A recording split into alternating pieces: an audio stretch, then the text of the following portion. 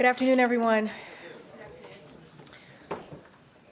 So today, the Biden-Harris administration, wow, the levels. Should I start? Do I sound like echoed? Yes. Okay. Well, sorry, here we go. Today, the Biden-Harris administration took new actions to tackle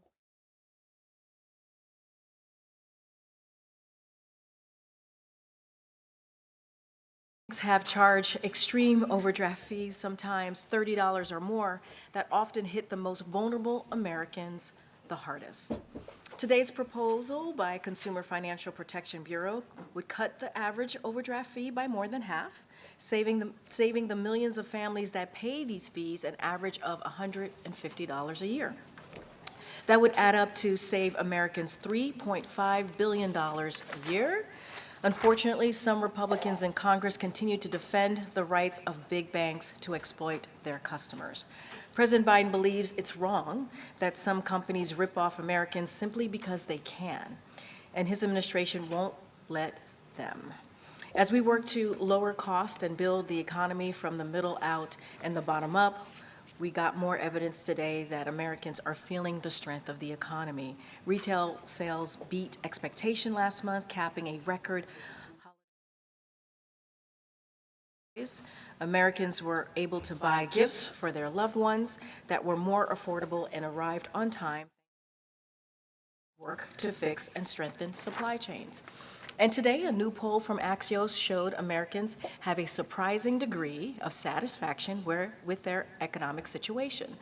The poll showed Americans are optimistic about their finances. 63% say their finances are currently good, and 85% believe they will get better this year. That's not an accident. That's Bidenomics at work. The volumes are incredibly weird right now. Did we get that fixed? Okay, I think so. All right.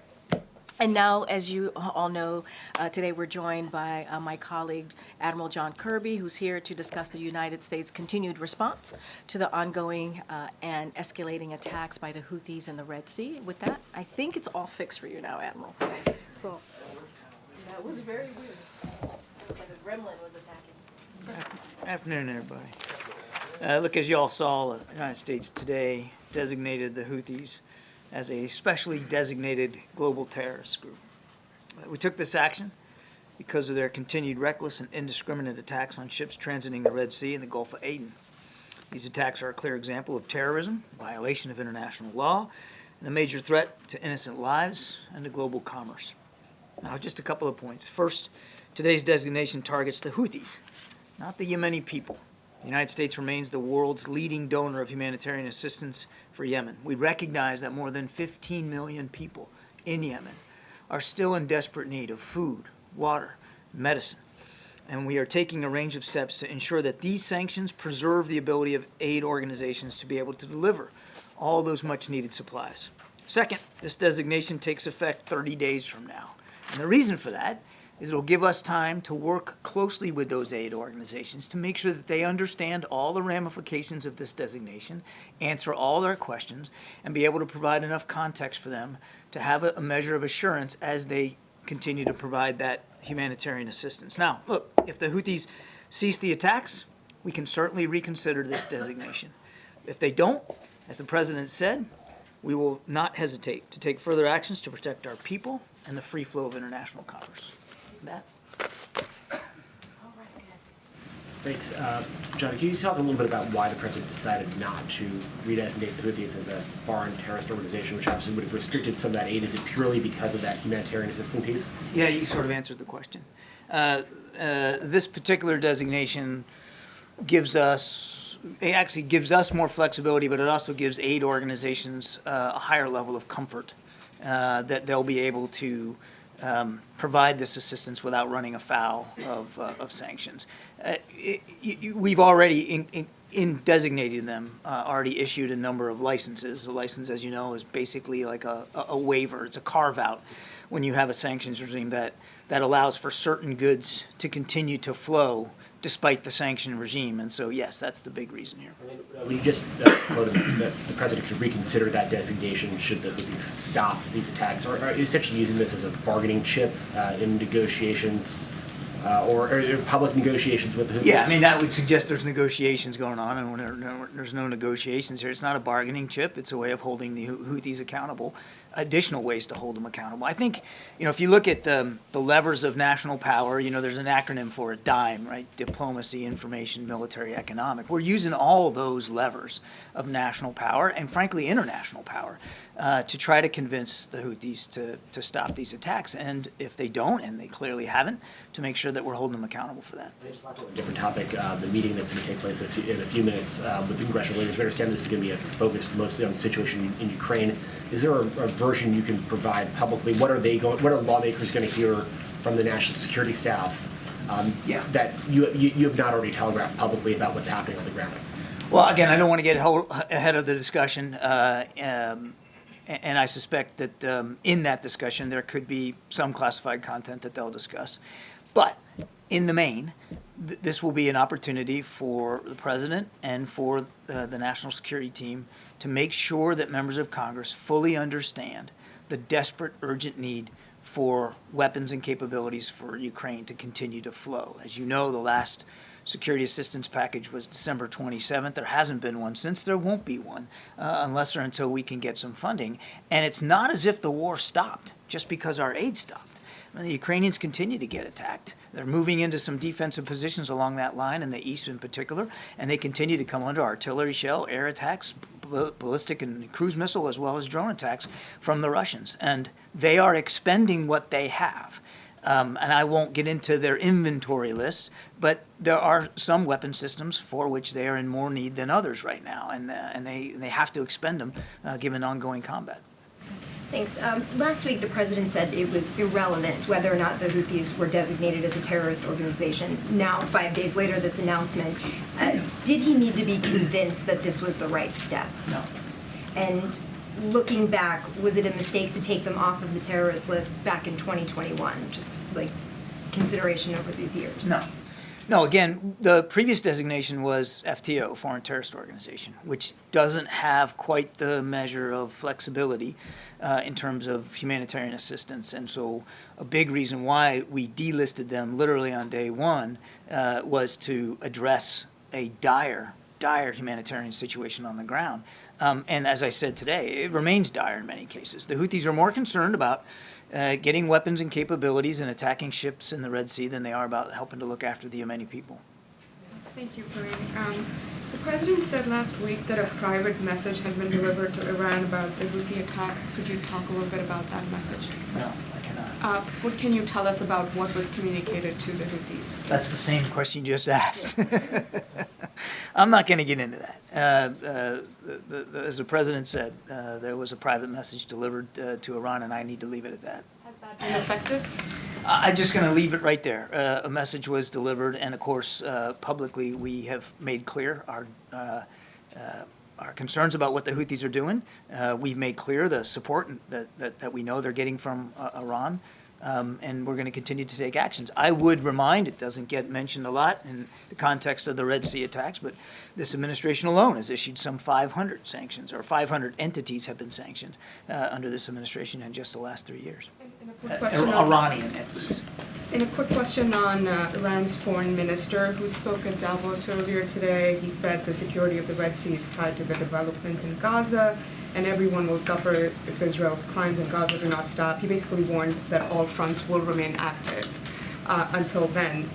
Do you have a response to that?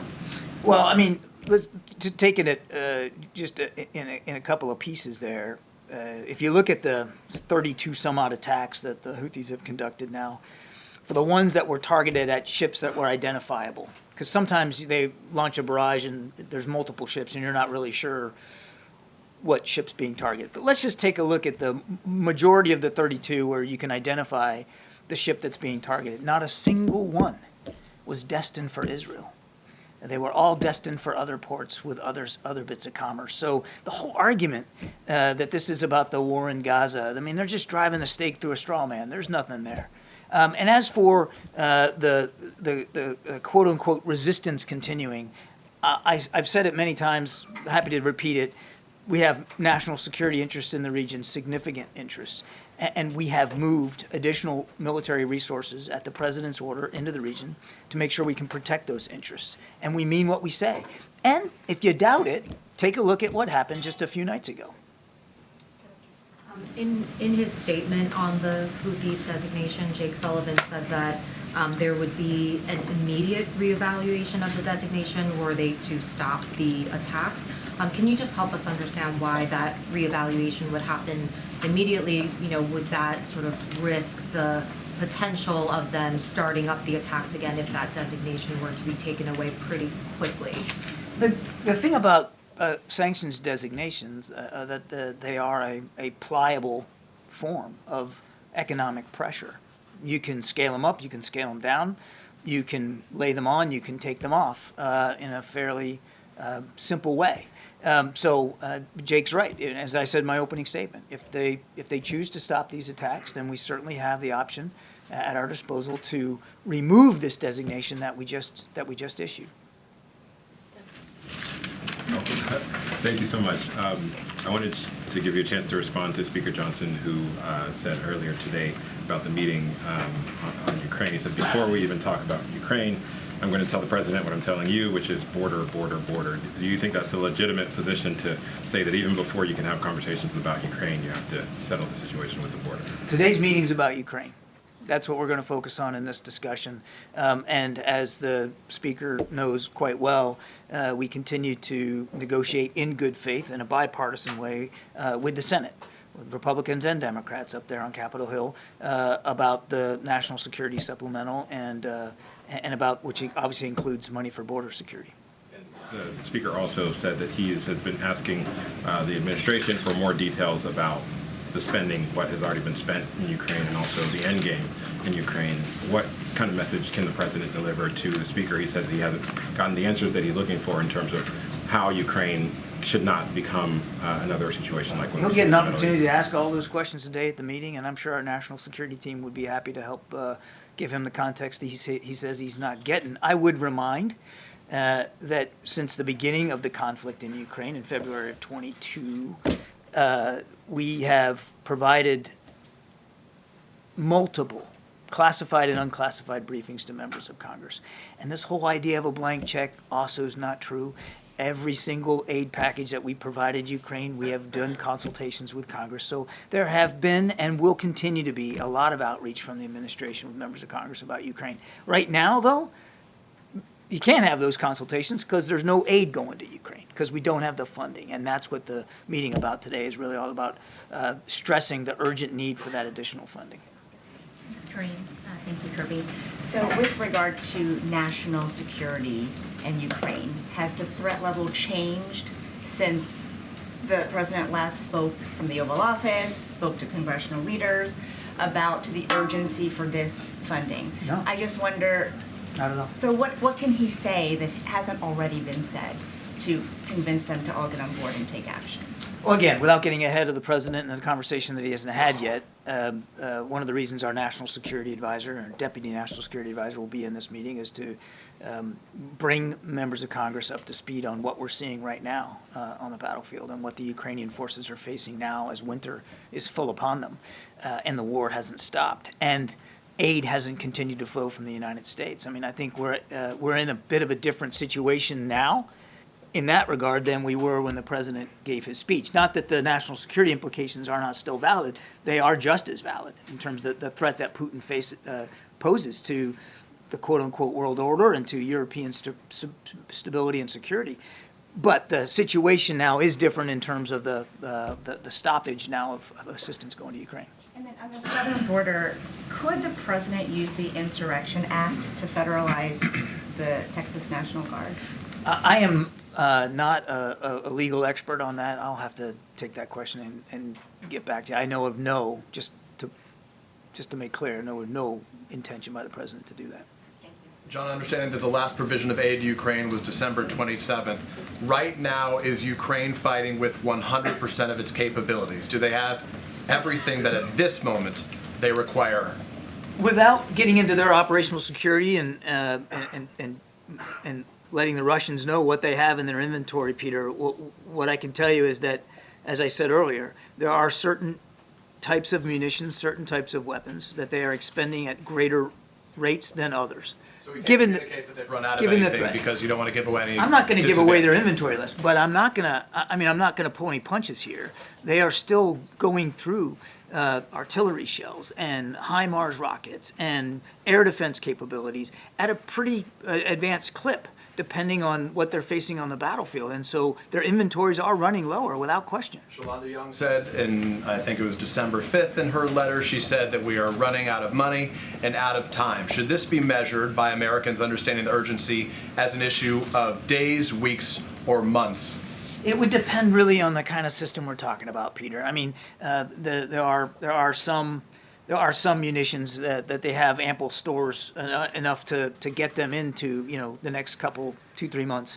There are others where they don't have that kind of time, and a lot of that depends on what Russia does and what they have to defend against. One of the key capabilities right now for them is air defense, because the drones and the missiles keep flying from the Russian side, and they're not stopping. So air defense is definitely one of those critical capabilities. Just a quick follow-up on the conversation that started here yesterday. We've been asking about the Houthis now. Defense Secretary Lloyd Austin, fortunately, is now recovering. He's no longer in the hospital. He and the president last spoke one-on-one December 6th. The last it was publicly read out. They shared a conversation that took place on December 9th. There have been at least 3 separate strikes, the 11th, the 12th, and the 16th, against the Houthis in that time, a time during which the two haven't spoken. So our understanding is they haven't shared a call, at least dating back to the 9th, for more than a week. Is that normal that he wouldn't speak to the defense secretary with 3 separate operations in the course of that time? My dates are messed up, but I know the last time they spoke was last Friday. Was last Friday. Just this past So Friday, whatever days ago that was. Yeah. Okay, so more recent than we had publicly heard. Fine. Thanks, Admiral Kirby. On Turkey, the outgoing Turkish ambassador told VOA that he expects to see some positive developments in a month or so with regard to the sale of F-16s to Turkey. So can you give us an update on this? And once Turkey completes the ratification process for Sweden's NATO membership, can we assume that the road for the F-16s will be cleared? The president has been pretty consistent. We continue to support the additional sale of F-16s and the modernization of the current F-16 fleet for Turkey. That's a consistent policy position that we've had since coming into office. That hasn't changed. I don't have an update for you on the dates and the calendar items in terms of what that looks like, but our policy with respect to F-16s for Turkey has not changed. And if I may, on Ukraine, there is still $4 billion in the PDA and for Ukraine, and I was wondering if, given the fact that the negotiations on the border are not moving, is it possible to use that authority now and replenish American stocks later when the Congress approves the supplemental budget? First of all, I would disagree with the notion that the talks are not moving. As I just said, we believe those conversations with the Senate in a bipartisan way are making some progress. And on the real central idea of your question is this replenishment authority. And yes, there's additional funds authorized under PDA, but there's no replenishment authority funds to go with them to back them up. And that's why we don't have any additional ability to provide security assistance for Ukraine, because there's no replenishment authority built in. Thank you so much. On Ukraine, I had a follow-up to Peter's question. Are you saying that the stoppage of U.S. aid already has an impact on the battlefield, in the sense that Ukrainians are refraining from certain moves or are not doing stuff that they would do if they were, assured of continuing assistance? And maybe another one more specific. While he's trying to secure additional funding, does the president wish that European countries would do more themselves to support Ukraine? And more specifically, has he asked Germany to supply long-range Taurus missiles to Ukraine?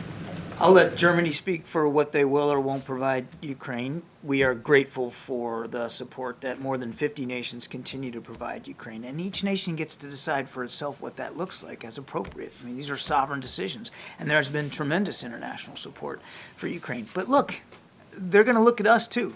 They're going to see how the United States reacts here. And I think we can expect that some nations may take cues from the United States. If we just pack it in and can't get the funding and decide that's it, we're not going to provide anything more for Ukraine, you can certainly see where there might be other nations who might feel like they want to follow suit here without our leadership. American leadership matters here. On your first question, I certainly won't speak for Ukrainian military commanders and what they are deciding to expend on the battlefield or not, but you can, I certainly wouldn't be surprised if they aren't making battlefield decisions right now that are affected, those decisions are affected, or I should say informed by the uncertainty as they look to the West, as they look to the United States for additional support. Thanks a lot, Karine. John, the air campaign by the U.S. has not had a noticeable impact in terms of deterrence with the Houthi rebels. What makes you think that this terror designation will change that in any way? It's part of, as I said, a suite of tools at our disposal to hold them accountable. And I just want to remind that the attacks last week, the large attacks that we conducted, were designed to disrupt and degrade Houthi offensive capabilities, and we believe we did that. That doesn't mean that we eliminated every single missile they own or every drone they can fly or every radar system that they operate. But we believe it had good effect on degrading their capabilities to conduct attacks. And as I said at the end of my opening statement, we will take further action if we feel like we need to. They have a choice to make. They continue to have a choice to make. The right choice is to stop these attacks. If they don't, we'll continue to act appropriately. Do you happen to know if the EU is going to take similar action to designate the Houthi rebels a terrorist organization in the way the U.S. has? I do not. No coordination with them on this front? I'm not aware of any prior coordination with the EU specifically on this, and you'll have to talk to EU officials about whether they're willing to take a similar approach. Yeah, when was the last time President Biden spoke on the phone with Netanyahu? There has not been another call since the last one we read out. I don't have the exact date in front of me. It's been more than 20 days, I think. Thanks, John. Over the weekend, the NSC issued a statement in response to a HuffPost report on the administration's post-war plans in Gaza, stating that the quotes attributed to U.S. officials in the story were quote-unquote made up. HuffPost has been seeking an apology and a retraction at the insinuation that their reporter made up or fabricated quotes in this story. Can you tell us on what basis did the NSC issue that statement? Why is the NSC suggesting that a reporter made up quotes? The issue, as I understand it, Sabrina, was related to a document that was purported to exist that was in this article, and the quotes from the purported document were not accurate, and that was the issue. The issue was that whoever was reading out this document was reading things that there's not a record of a document that says those things. Because NSC said we stand by our original statement, which seemed to just generally imply that the quotes attributed to U.S. officials broadly in the story were made up. Obviously, as I said, HuffPost is seeking an apology and a retraction. Do you have any reaction? This wasn't an attempt to question the journalism or to cast aspersions on journalistic ethics. This was a reaction to quotes attributed to a document that, for which we don't have a document that says those things, and that's why the response was drafted and written the way that it was. I have read it. I can see where some people might see that reaction and think we were trying to again cast aspersions on journalistic ethics and procedure, and that was not the intent. Okay. Thanks, Thank you. Admiral. Appreciate that. Any update on the missing SEALs? All right, Zeke, you want to reset us? Thanks, Karine. The meeting this afternoon, can you talk about what the president hopes to accomplish? Is he trying to get a deal here walking out of this meeting today? So, as the Admiral said, this focus on the meeting today is going to be on Ukraine and making sure that Congress, the congressional members who attend, understand that we need to continue to support for Ukraine. He's going to particularly underscore that if we abandon Ukraine, there will be consequences, right, to Ukraine, to the people of Ukraine, to the people who've been fighting for their democracy for so long. And let's not forget, they're fighting against the aggression from Putin. So we have to be really clear here. A failure to act will certainly means that it will not be helpful to our national security. So, and history has taught us that if we do not, get involved and stop a dictator, we see what could happen. It could actually put our national security at risk. So that's going to be the focus today. It's going to be on Ukraine and really laying out why it's important to continue that support that we've been providing them. But if it's good, the negotiations right now on immigration are taking place with the Senate. If the president has the speaker here, will he discuss immigration with the speaker? So, look, I'll say this. The president obviously is welcoming congressional members here. He's open to hearing whatever conversations that they want to have, right? And so it is important, to have these conversations, obviously, in a bipartisan way. So that may come up. I certainly don't want to get ahead of those conversations, but the purpose of this meeting is about Ukraine. That is the purpose of this meeting, and that's what the president wants to really lay out, and the urgency to continue to support Ukraine, and why that's needed now, and how that affects our own national security. So that is the purpose, but of course, members of Congress are going to come, and they're going to have things that they want to talk to with the president. We certainly welcome that. And why hasn't the president engaged in negotiations with the House? The White House been on border security, on immigration. These negotiations take place in the Senate, but obviously the House has to say here, and they are not happy with what's happening on the Senate side of things. I mean, look, the House went home in mid-December, right? While the negotiations were occurring and happening in the Senate in a bipartisan way, obviously Republicans and Democrats, and here at the White House, we were having those conversations, trying to find a bipartisan agreement. We were having those conversations even through the holiday weekend. The holiday break, and they decided to go home. Literally, they decided to go home, and so those conversations are going to continue. This meeting does not stop those conversations from continue. We think it's headed in the right direction, so that's important as we're talking about the border security and what we can do to make sure that we're dealing with that issue. And so we appreciate Republicans and Democrats in the Senate operating with us in good faith, and we think it's headed in the right direction. And finally, do you think that that criticizing the House for going home improves your odds of getting whatever deal, should there be a deal in the Senate, through the House? I'm just curious what the strategy is here. Here's the thing, and I appreciate the question and I get the question, but Republicans in the House have been they've gotten in the way.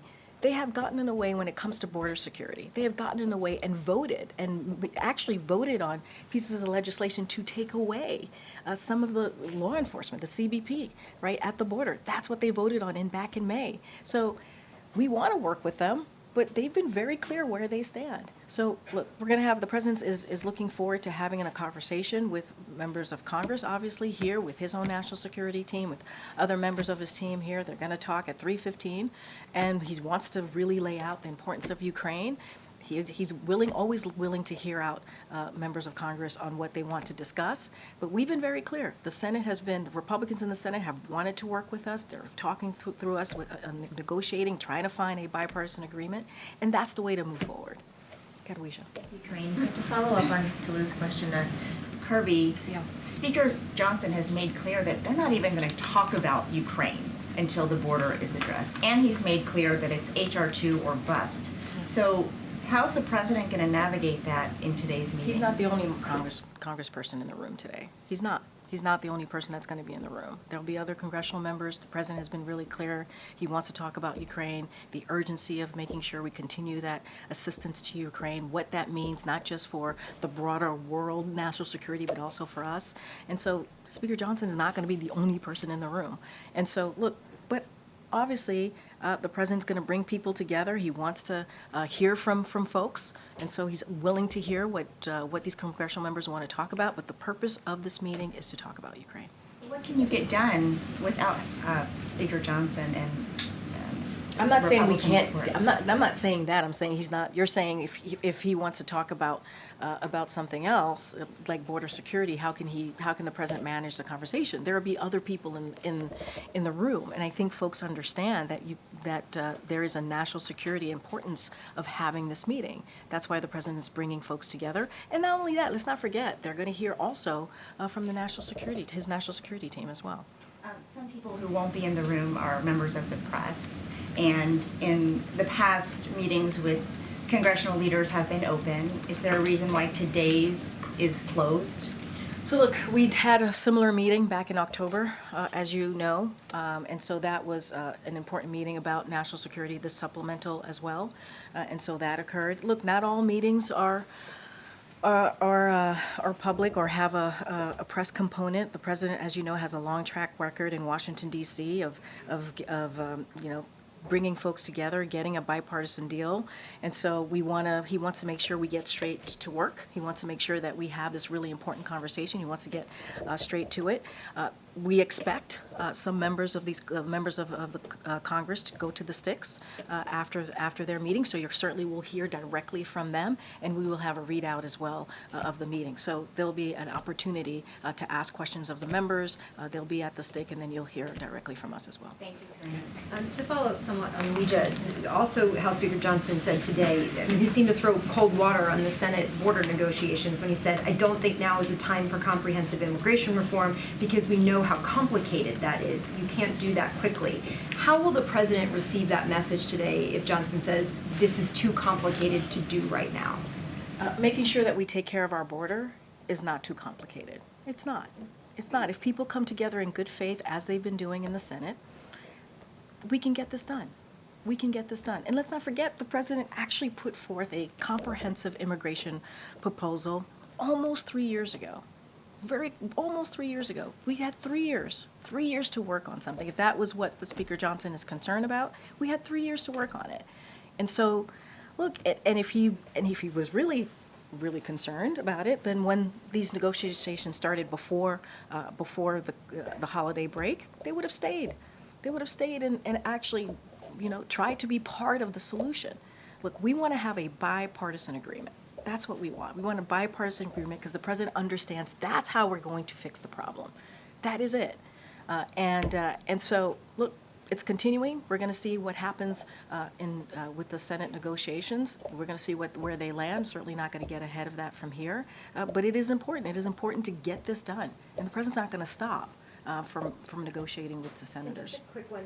Beyond the congressional leaders, who exactly is going to be in this meeting? How did the White House come up with this list? Why this group? So, look, I can say, as you all know and been mentioning, Speaker Johnson will be there, Leaders Schumer, McConnell, and Jeffries, and the chairs and ranking members of the House and the Senate committees on Armed Services, Foreign Affairs, Appropriations, and Intelligence. So that's incredibly important as we're talking about Ukraine, obviously, and that part of our national security supplemental.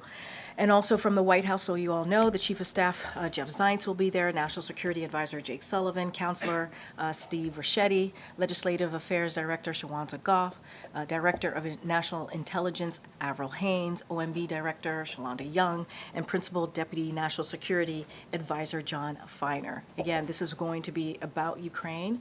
Some of this will be classified, we'll have classified content, and so that is why it's important for all of those folks to be in the room as we're having these conversations as a president. I understand you're saying the meeting is about Ukraine. If and when the issue of border security comes up, which we know it will, and is expected to, what specific concessions is the president willing to make on the issue of border security? So look, I'm not going to negotiate from here. I'm not. There's been negotiations happening as it relates to the border security in the Senate for some months now between Republicans and Democrats. We're going to let that process continue. We're going to let that doesn't stop. Those negotiations, those conversations is not going to stop because the president is meeting with congressional members today. Again, our focus today, the president's focus today is going to be about Ukraine and the importance of continuing to support Ukraine as they fight against tyranny, as they fight against President Putin's aggression. That's going to be the focus. And I said, the president is, he brings people together, obviously is willing to listen to what folks have to say, but that is the purpose, is Ukraine. And those negotiations on the Hill, on the Senate side, is going to continue. A quick one on the Vice President's abortion tour that is expected to start on Monday. She's headed to Wisconsin. She's kickstarting the tour in Wisconsin. Can you share more details on that trip? And where else is she planning to go? What is the White House planning to achieve with this? So more broadly, on Mondays is the 51st anniversary of the landmark decision, Roe v. Wade. So both the president and the vice president is going to be marking that landmark decision, that anniversary. It's an important anniversary as the administration works to defend reproductive rights for women across the country, while Republican elected officials push extreme abortion bans that deny women the care that they need, force families to travel out of state for health care, and threaten the health care providers with prosecution for providing the care that they are trained to provide. So obviously it's an important day. We're gonna mark that 51st anniversary, and you'll hear more from the Vice President's office as to what her kickoff tour is going to look like. So I certainly refer you to her office, and then we will have more on what the president, how the president's going to mark that day. Is the president planning to join her at any point during this I tour? don't have anything to lay out on any of the president joining the vice president on this particular tour. But what I can say is both the vice president and the president are going to be marking this day on Monday. We will have more to share on what that would look like. MJ. Karine, does the White House believe that Democrats have already made significant concessions on the border? And does it believe that Democrats, have more room for additional concessions? So I want to be really careful. There are negotiations happening. If I speak from here about it, I don't want to get in the way of what they're trying to make happen, which is come up with a bipartisan agreement to deal with border security. Look, what the president understands, and he's been around for some time, right? He's been in Washington for some time. He's been a senator, as you all know. He's been a vice president, as you all know. And he understands that it takes both sides to come together to deal with an issue. And when you deal with a bipartisan situation, you put forth an agreement. There are going to be concessions that are going to be made. I don't want to speak to them from here. I'm going to let the negotiators have those conversations. They will decide what works, what kind of deal that they can put forth. But obviously, a bipartisan agreement, that means both sides have to give up a little something. That's how bipartisan agreements work, obviously. On a separate matter, yesterday in response to Governor Hutchinson suspending his presidential campaign, a DNC spokesperson said in a statement, "This news comes as a shock to those of us who could have sworn he had already dropped out." Seems rather gratuitous, not to mention not serious. I just wonder if the tone of that statement reflects how President Biden views the governor and views his now suspended campaign. No, I appreciate the question. This is something that we definitely want to address. President Biden has deep respect for Governor Hutchinson and admires the race that he ran. The president knows him to be a man of principle who cares about our country and has a strong record of public service. This morning, the chief of staff here, Jeff Zients, called the governor to convey this and apologized for the statement that did not represent the president's views. So again, as I just stated, Jeff Zients called the governor to apologize on behalf of the president, and it did not reflect his views. So if there was an apology that was conveyed to the governor, was any action taken or was anything communicated to the decision by the DNC to put this statement out?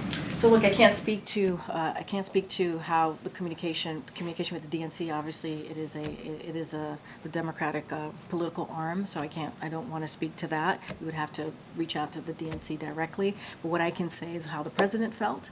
It did not represent his views. We apologize to the governor. He respects the governor's public service, and we just wanted to make that very clear. Go ahead, sir. Yeah, another question on the border.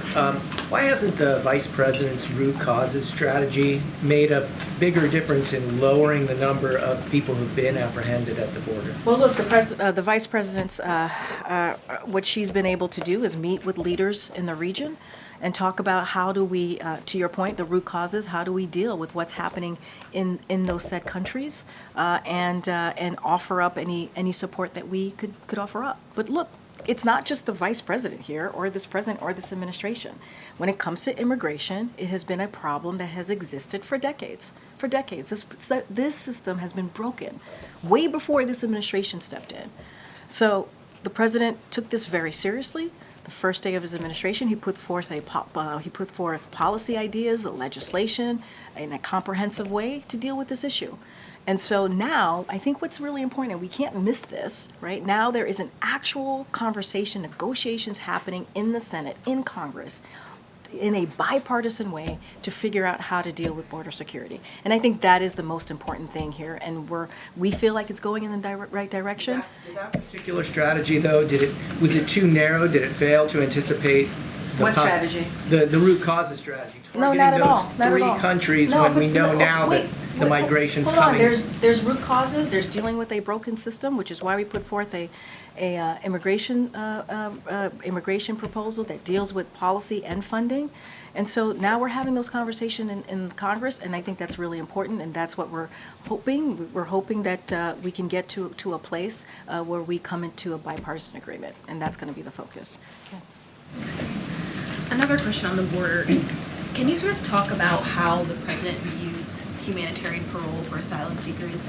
Does he believe that asylum seekers should be able to stay in this country until their cases are heard?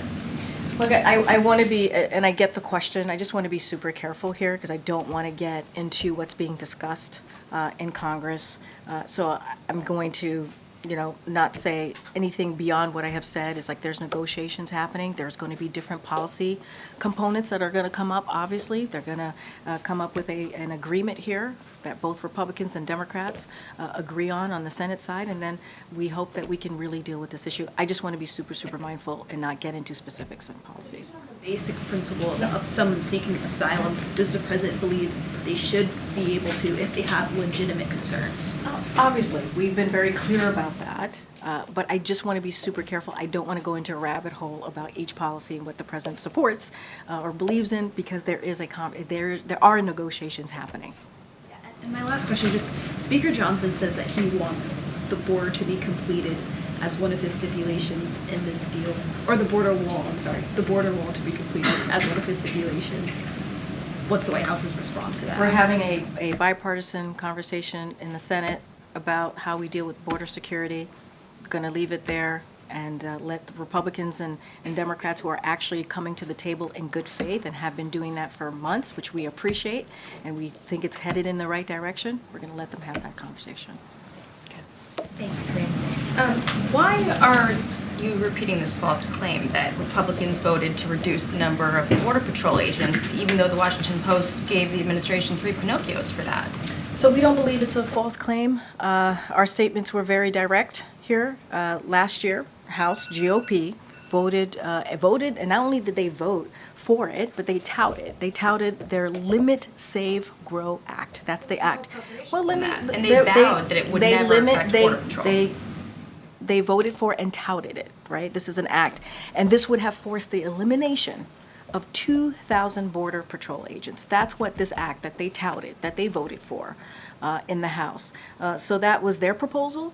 And that was what they voted for back in May. They clearly stated at that time that Border Patrol, also veterans' benefits and entitlements would never be impacted by any of the reductions. And also the bill never had any appropriations in it. So this claim that you guys are rolling out, it's the White House applying White House math to a bill that never had any appropriations. And moreover, the administration or the members in Congress who, put this together vowed that it wouldn't affect these things. So the reason I ask is because it's just, to voters, don't you think they know the difference between, what is a truthful statement and what is spin? And is it insulting to them at all to keep saying it when it's just not true? One thing that the president does not do is insult voters or American people, to be more exact, because I want to be careful about this, what I can say about this upcoming election. What I will say is, if you look at the bill, this act that they touted, that they voted for, House Republicans, back in May, it was very clear that it would have forced the elimination of 2,000 Border Patrol agents. That's what that act would have done. We were very direct about that. We were very clear about that. This is what they touted. This is what they put out there. This is what House Republicans voted for. I mean, that's where they are. They have gotten in the way every time we are trying to deal with the border. House Republicans have gotten in the way. So we appreciate the bipartisan conversation that we're having with Republicans, let's not forget, with Republicans in the Senate, that's why it's bipartisan, and Democrats, on dealing with the border. House Republicans get in the way. They wanted to literally eliminate 2,000 Border Patrol agents in this particular act that they touted, that they voted for back in May. Notwithstanding all of the fact checks on that, if you're saying that, you know, the White House, the president doesn't want to, you know, insult the American people, will the administration then amend its separate statement that imply that Texas officials were responsible for the deaths of 3 migrants when, in fact, they had nothing to do with it? They had already been dead for an hour by the time Mexico told anyone in the U.S. about it, and the administration admitted as much in their court filing. They acknowledged that in their court filing, but the statement from the White House implies that Texas was responsible, and a number of outlets were forced to issue corrections and editor's notes because of that White House statement. So will the White House amend that statement? So let's be sensitive here. 3 people died. 3 migrants died. 2 children and a woman. That was devastating. Devastating situation, heartbreaking situation. So let's be really mindful of what we're talking about here. I want to take a step back and just as you're talking about our statement, look, as I mentioned, a woman and 2 children died. They drowned near Eagle Pass, which is, as I said, devastating, and that Texas officials blocked Border Patrol from accessing the area. That's what was happening at that time. Our statement is consistent with DOJ's filing. As the DOJ filing said, there was an ongoing emergency situation that Border Patrol was blocked from accessing. There were other migrants in the water as well. But I'm just saying there was an ongoing. And the White House statement the White House statement says that Texas officials blocked U.S. Border Patrol from attempting to provide emergency assistance. There were other migrants in the water. Then why wasn't that included in the statement? There were other migrants in the water. That's what you were referring to. Our statement is very much consistent with DOJ filing. Anything else specific you want to know about that, I would certainly refer you to DOJ. Okay, 3 college students, Palestinian college students, were shot in Vermont in November. I know you're aware of that. Yeah. Nearly 2 months have passed since that time. They're speaking out publicly now for the first time. Has President Biden or this White House spoken to those individuals or their families in the period since? First of all, obviously we offered up our sympathies, and obviously we're devastated to hear about this, and it's glad to hear that they are recovering. We don't have any readouts to give you on any conversation that we've had with these 3 students. Be the president, obviously, and other members of the White House have spoken with regularity with those who have been held hostage in Gaza, recognizing the circumstances are very different. Nonetheless, the White House does reach out to individuals of all sorts of communities, certainly marginalized communities and circumstances not too dissimilar from this. So why wouldn't the White House reach out to these individuals? It's a very good question. I just don't have, it could have happened. I just don't have a readout to share with you at this time. Even without a readout, could you just confirm to the press corps at some point if it did happen so we can be accurate, and if it didn't, just let us know? Absolutely. Happy to let you know, but it's hard for me to say, to confirm or not if they We'll wait out. for your confirmation either Absolutely. way. Thanks, Thank Peter. you. Appreciate that. Okay. I think I have one more that I can go to. Go ahead, Owen. I haven't called on you in a while. Way in the back.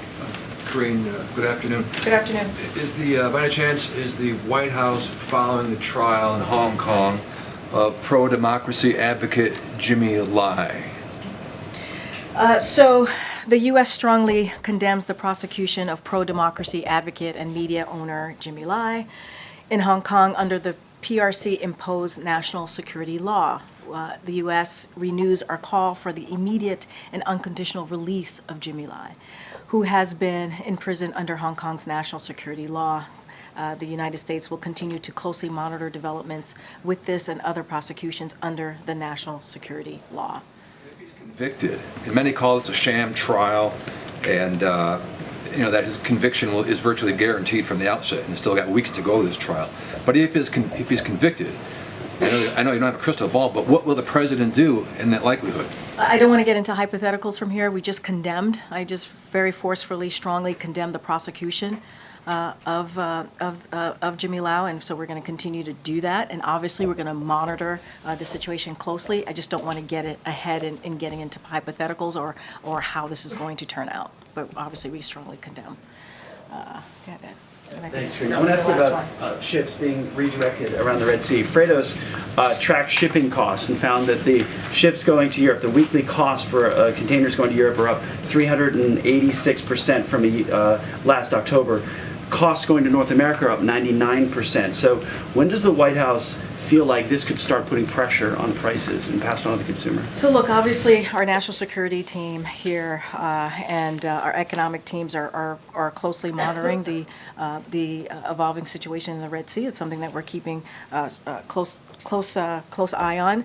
But what we've seen so far is that the impact of the ongoing conflict has had limited impact on the U.S. supply chains and energy prices.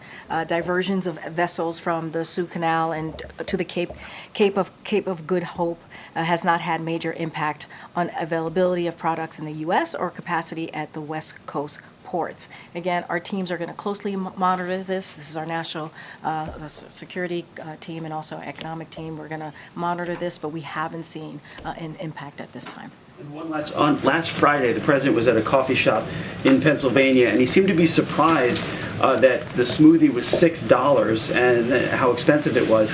I'm curious, so is the president now realizing the costs that Americans are bearing? So look, when he went over to you all to the press corps, he was having a good time, right? Offered up to as you know, offered up to buy them coffee.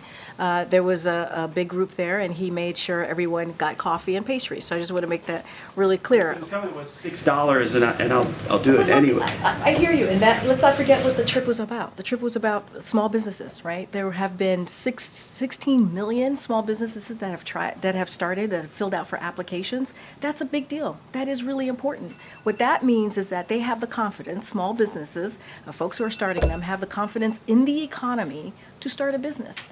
And that is, I think that's also really important, too. And the president was able to do this, or we've seen Americans able to start, file for applications to start small businesses because of the American Rescue Plan. By the way, no Republican voted for that. And so it's gotten the economy back on its feet, and also given the confidence for small business owners to start, all right, for people to start a small business. 16 million applications that we have seen. And so I think that's important. And look, you know, Republicans don't want to do that, right? They're not interested in that at all. They're not interested in fighting Big Pharma. They're not interested in making sure that we're lowering healthcare costs for the Americans. They're not interested in that. That's why they didn't vote for the Inflation Reduction Act. That's why they didn't vote for the American Rescue Plan. And so that was the point and the important part of the president going there to Allentown. And I think it was a good trip, and you all saw that. So expensive. He was joking around. He was certainly joking around with the press corps. You know that. He offered to buy coffee. That's what he did, and pastries. But I think the most important thing about that trip is that he was able to visit a small business. He was able to talk about how this administration, because of Bidenomics, because of the economic policies that we put forward, that we are seeing now a historic number of small business applications. And I think that's important. They have the confidence now. To start their small business. Thanks, everybody. We'll see you out on the road in North Carolina tomorrow. Thanks, everybody. Thank you.